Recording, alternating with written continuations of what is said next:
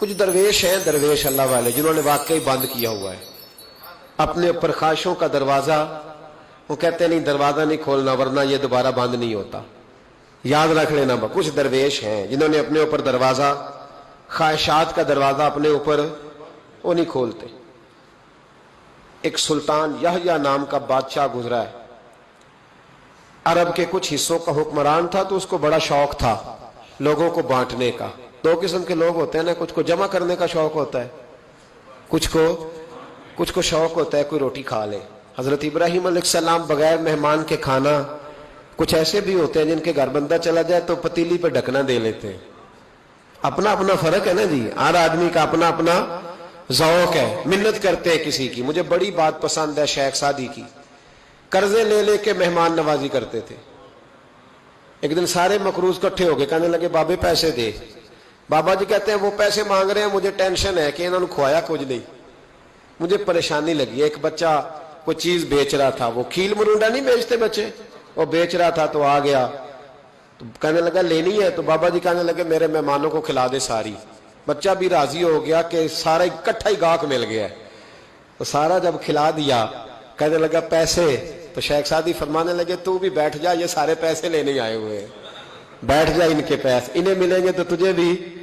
تو بچہ رو پڑا، رویا، کہنے لگا میں تو یتیم ہوں، 4 بہنیں چھوڑ کے آیا ہوں، اماں کی دوائی بھی لے کے جانی ہے، مجھے تو پیسے چاہیے. بچہ رویا تو شیخ سعدی کا ایک مرید آیا، اس نے لا کے نظر پیش کی، کہا حضور یہ نذرانہ ہے. 400 دینار لایا. تو حضرت سعدی نے سب کو دیے، بچے کو بھی دیے. سب لوگ چلے گئے تو ان قرض لینے والوں میں سے ایک بندہ سمجھدار تھا، حضرت سعدی کے پاس آ کے کہنے لگا بابا سمجھ نہیں آئی، ہم برسوں سے لینے آ رہے تھے مل نہیں رہے تھے، کتنے مہینوں سے مانگ رہے ہیں نہیں مل رہے تھے، آج فٹافٹ مل گئے. تو شیخ سعدی بزرگ تھے نا، تو بزرگوں والی بات کر گئے. کہنے لگے تم میں رونے والا کوئی نہیں تھا نا، پوری مجلس میں ایک بھی رونے والا ہو تو سب کا کام بن جاتا ہے. رونے والا عاشق دا کم رونا توڑا، اے بنا رویو نہیں منظوری، بنا رویو نہیں منظوری تے بنا رویو نہیں منظوری. عاشق سدا ہی روندا رہندا، پاویں وصل ہوئے تے پاواں دوری. کا رونے والا ایک آ گیا ہے تو سب کا کام بن گیا ہے. تو کچھ لوگوں کو شوق ہوتا، بادشاہ کو سلطان یحییٰ عرب کے کچھ حصوں کا بادشاہ تھا، شوق بڑا تھا لوگوں کو کھلانے پلانے کا، بڑا شوقین تھا، بڑا بانٹتا تھا. اور کئی دفعہ معاذ اللہ اس پر فخر بھی کرتا تھا جو نہیں کرتا، تکبر سے بھی کہتا تھا بڑی جائیدادیں آؤ جس نے لینا ہے، تکبر بھی کرتا تھا معاذ اللہ جو نہیں کرنا چاہیے تھا.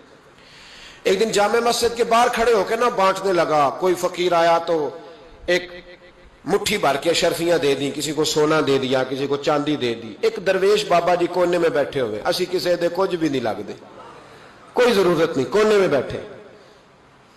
آپ یقین کریں، آپ تھوڑا سا رخ ادھر کریں دنیا پیچھے پیچھے ہو جاتی ہے.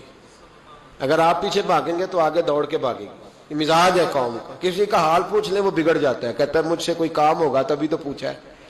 اور آپ چپ کر جائیں، خاموش ہو جائے، یہ بھی بڑی مصیبت ہے. کہ پیار کر لیں تو اس کا بھی نقصان دیکھنے میں آتا ہے، کہتے ہیں پتہ نہیں میرے اندر کیا لالچ ہے، کیا خوبی ہے جس وجہ سے مجھ سے اتنی محبت ہو رہی ہے. وہ بابا جی کونے میں توجہ ہی نہیں کی. جب توجہ نہ کی تو سلطان کی توجہ خود بخود ہو گئی. سلطان یحییٰ کہنے لگے بابا کوئی قابل توجہ آدمی ہے، سب لوگ لائنوں میں لگے ہوئے بھاگ رہے ہیں، بادشاہ آیا ہے. یہاں تو شادی پہ کھانا کھل جائے تو بڑے بڑے امیروں کا پتہ چل جاتا ہے کہ بننے کیا لگا ہے. کہتے پتہ نہیں دوبارہ چھوٹے گوشت کی ٹرے آئے گی کہ نہیں آئے گی. اور اتنا سارا رکھ لیتے ہیں کہ المان والحفیظ، بڑے بڑے امیروں کے پول کھل جاتے ہیں، پتہ چلتا ہے کتنے تگڑے امیر ہیں. تو جب اس نے کہا شرفیاں، سونے، ہیرے، جواہرات، تو جو نہیں تھے فقیر وہ بھی لائنوں میں لگ گئے.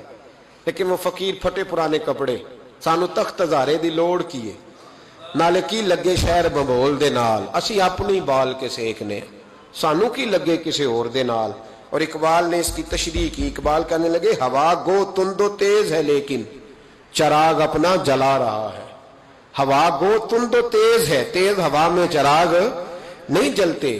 ہوا گو تند و تیز ہے لیکن چراغ اپنا جلا رہا ہے.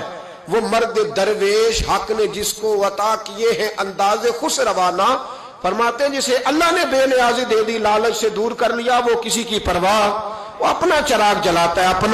اپنی مٹی پہ چلنے کا سلیقہ سیکھو. سنگ مرمر پہ چلو گے تو پھسل جاؤ گے، وہ بابا بیٹھا ہے تو بادشاہ کہنے لگا اسے بھی بلاؤ. بابے کو بلایا, کہنے لگا تجھے کچھ نہیں چاہیے؟ بابا کہنے لگا چاہیے تو بڑا کچھ, پر تجھ سے نہیں چاہیے. کہا کس سے چاہیے؟ فرمایا اس سے چاہیے جو دے کے حساب نہیں پوچھتا, بغیر حساب دیتا ہے, اس سے چاہیے. کہنے لگا نہیں, دروازہ کھلا ہے, تو بھی لے لے. بابا کہنے لگا میں لے تو لوں پر تو دے کچھ نہیں نہ سکتا. بادشاہ کو غصہ آیا, اکڑ تھی, تکبر تھا. کہنے لگا تو کیوں نہیں میں دے سکتا, تو سوال کر.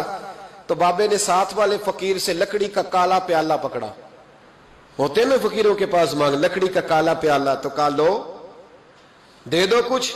اس نے فوری طور پر سونے کی اشرفیاں مٹھی بھری اور لکڑی کے پیالے میں ڈالی. اب جب پیالے میں ڈالی تو کڑ کڑ کی آواز تو آئی, پر پتہ نہیں وہ کدھر گئی ساری اشرفیاں. دوسری مٹھی ڈالی تو پھر کڑ کڑ کی آواز آئی, پر اشرفیاں کدھر گئی کوئی پتہ نہیں چلا. تیسری, چوتھی, پانچویں, بابے کا پیالہ خالی کا خالی. 2 دفعہ بھی, 4 دفعہ بھی. یہ بادشاہ لوگ ضدی ہوتے ہیں, مانتے نہیں جلدی, کیونکہ انہیں کسی نے بتا دیا ہوتا ہے نا سارا کچھ تم ہی ہو, اڑ جاتے. ہاں جو جس منصب پہ بھی بادشاہ ہوتا ہے اڑ جاتا ہے. اس نے کہا میں بھی ضدی ہوں, پیالہ بھر کے چھوڑنا ہے. ایک بوری منگا لی, دوسری منگا لی, تیسری منگا لی. بابا خوش ہے, مطمئن ہے, چلو ڈالو, تم نے کہا تھا ملیں گی. اب وہ مٹھی ڈالتا, کبھی اشرفیاں, کبھی ہیرے, کبھی چاندی, پر پتہ نہیں کدھر جاتی. بالآخر آہستہ آہستہ بیک ہونے لگ گیا. وزیر کہنے لگا بادشاہ پیچھے سے بوریاں ختم ہو گئی ہیں, اب نئی منگانے لگیں گی, پیچھے کوئی چیز بھی نہیں, ختم ہو گیا سارا کچھ. انسان کسی کو کیا دے سکتا ہے؟ کیا ہاں وہ انسان بڑا نوازتے ہیں جن کے پاس خزانے بھی اللہ کے دیے ہوئے ہوتے ہیں, وہ نوازتے ہیں لوگوں, وہ نوازتے. کہا تو کیا دے سکتا ہے؟ بادشاہ جب تنگ آ گیا نا بادشاہ, تو گھوڑے سے نیچے اتر آیا اور بابے کے پیروں میں بیٹھ کے کہنے لگا بابا یہ پیالہ ہے کس بلا کا نام؟ نیچے کون سا کنواں ہے کہ جو کنواں جو نیچے گراتا ہی جاتا ہے اور جو بھرتا ہی نہیں ہے؟ تو اب بادشاہ کا ہاتھ رکا تو بابے نے پیالہ چھوڑ دیا اور بڑا قیمتی لفظ کہا. بابا کہنے لگا بادشاہ یہ انسانی خواہشات کا پیالہ ہے, یہ انسان کی خواہشوں کا پیالہ ہے, یہ لالچ کا پیالہ ہے, یہ کبھی بھر سکتا. انسان کبھی کہتا ہے یا اللہ اپنا مکان دے دے بڑا راضی ہوں, اسے اپنا مل جاتا ہے, پھر کہتا ہے نہیں سوسائٹی میں ہونا چاہیے. پھر سوسائٹی میں اللہ دیتا ہے تو کہتا ہے 5 مرلے کا چھوٹا ہے. اس کے نفس کا پیالہ کبھی بھرتا. نبی پاک علیہ السلام نے فرمایا تھا اس خواہش کے پیچھے نہ لگنا جو تمہیں نئی خواہش میں ڈال دے. کوئی نہیں سمجھ آئی بات کیا, بڑی بات کر دی حضور نے ایک جملے. مسند امام احمد بن حنبل میں حدیث ہے, فرمایا اس خواہش کے پیچھے نہ لگنا جو تمہیں ایک نئی خواہش میں ڈال دے, اس کے پیچھے نہ لگنا.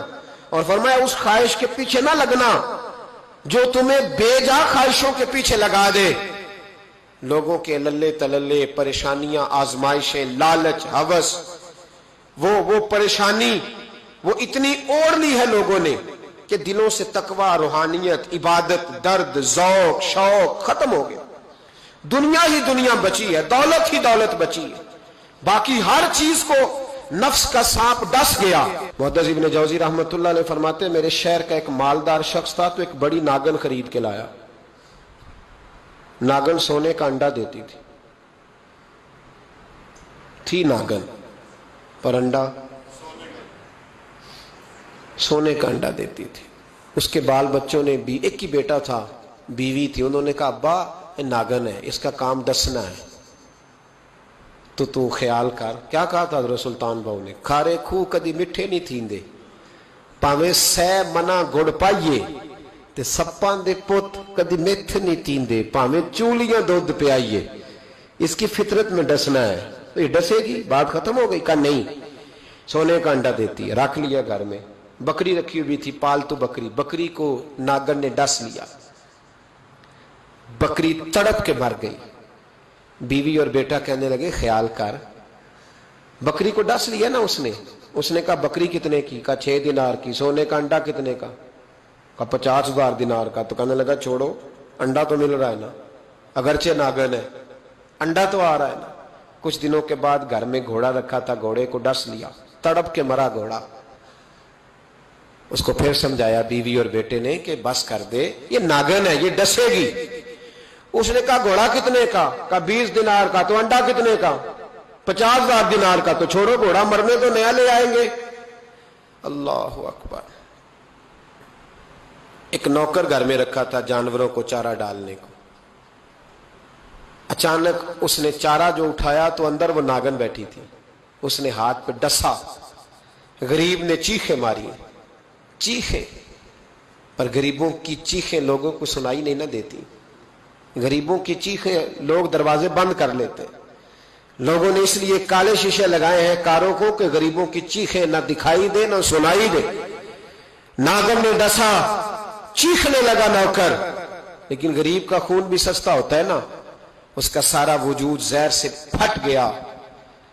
लेकिन मालिक को तरस ना आया, कहने लगा नया मुलाजम आ जाएगा। अब बीवी और बेटे ने पैरों में बैठ के समझाया कि बस कर दे, इसको छोड़ दे कहीं या मार डाल, ये नागन है। उसने कहा पागल हो गए हो, कभी सोने का अंडा देखा है? सोने का अंडा देती है। वक्त गुजरने लगा, चंद महीने सुकून के गुजरे, लोग बात भूल गए। एक दिन सवेरे सवेरे कमरे से मां के रोने की आवाज आई, और जब अम्मा चीखी, खामन दौड़ा तो कहने लगी ले तेरे सोने के अंडे बच गए। और वो देख मेरे बेटे को डस के बिस्तर से उतर गई है। वो देख मेरा इकलौता बेटा। अभी बेटे को उठा के तबीब के पास ले जाने ही लगे थे, वो अपने घर के दरवाजे तक पहुंचा था कि जनाब इजराइल पहले तशरीफ ले आए।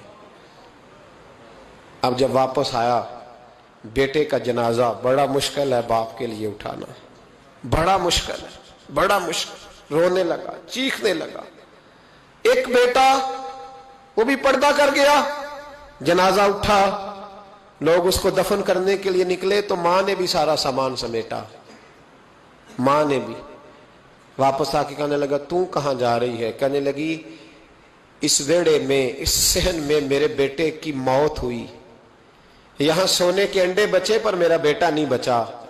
मैंने उस आंगन को क्या करना है जिसमें सोना तो पड़ा हो पर बेटा मां पुकारने वाला हो ही कोई ना। मेरी तो सारी आरज़ुएं उजड़ गई, तेरे लालच ने हर चीज तबाह कर दी। कहने लगा मैं इसे मार डालूंगा, निकाल दूंगा। अब क्या फायदा, तो खत्म हो गई बात। बेकदरा कुछ कदर न जाती, कीती खूब तसल्ली हूं, दुनियादार पुजारी जर दे, कुत्ते दे गल टल्ली हूं, अब क्या फायदा। बीबी निकली तो शख्स चौक में आया, डंडा लिया, नागन को मारा। और इब्न जौजी फरमाते हैं वो पागलों की जिंदगी बसर करता था। उसके दाएं बाएं सोने के अंडों का ढेर लगा होता था। वो लोगों को कहा करता था मेरे जैसे लालची ना बनना। मेरे पास ना बीवी बची, ना बच्चे बचे, ना घर बचा, ना कोई वफादार बचा। हाँ मेरे पास दौलत बच गई।